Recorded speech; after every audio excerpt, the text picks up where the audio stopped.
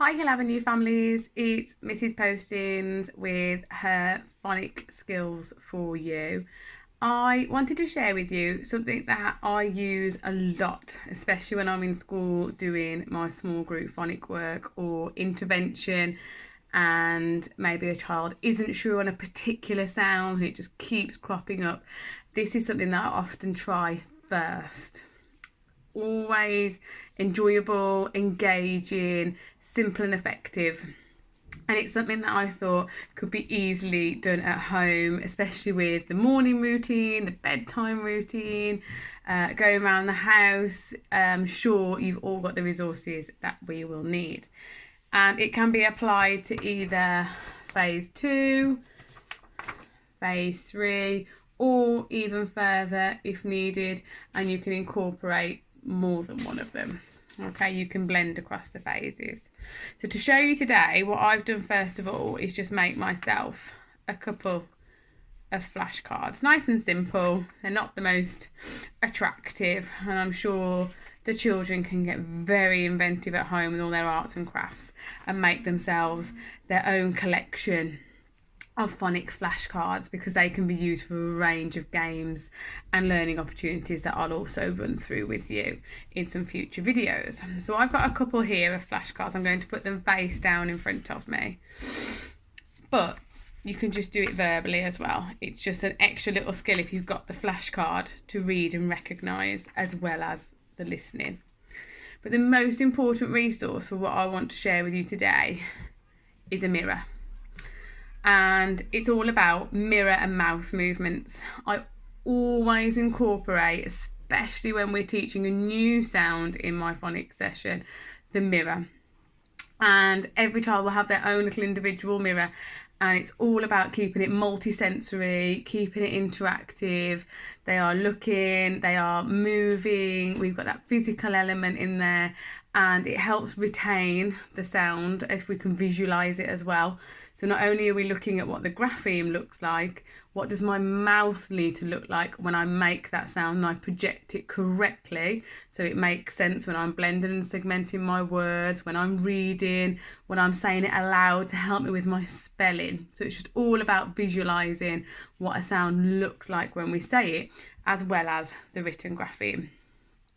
So the way you might want to do it at home, I was thinking about when children are brushing their teeth in the bathroom and they're finished, they could have a little go at doing some sounds that way.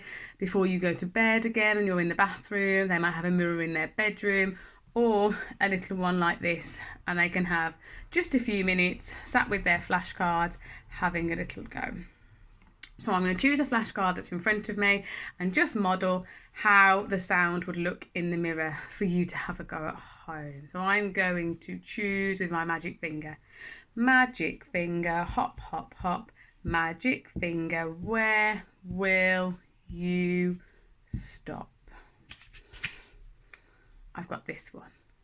So you can show it to the child, say, oh, I've got this letter. What sound does it make? And then using your mirror, child will look in, have a go.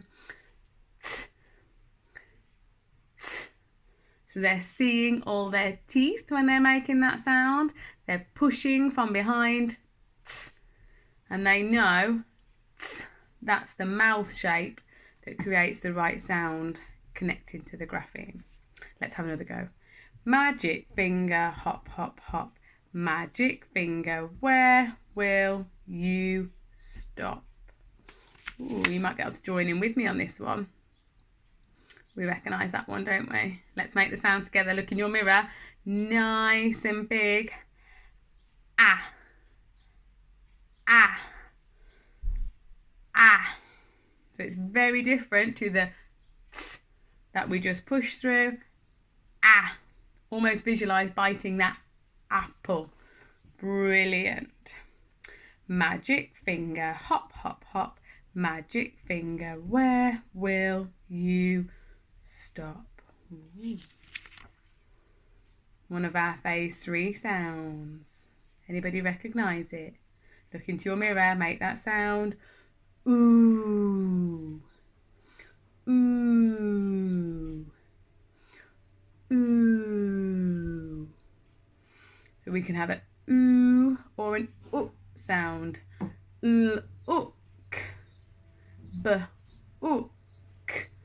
But we can also have it as an oo, if you look on your sound mat, b, oot.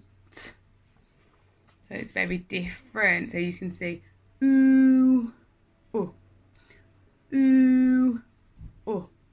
See the different shapes we make. We'll do one more. Magic finger, hop, hop, hop. Magic finger, where will you stop?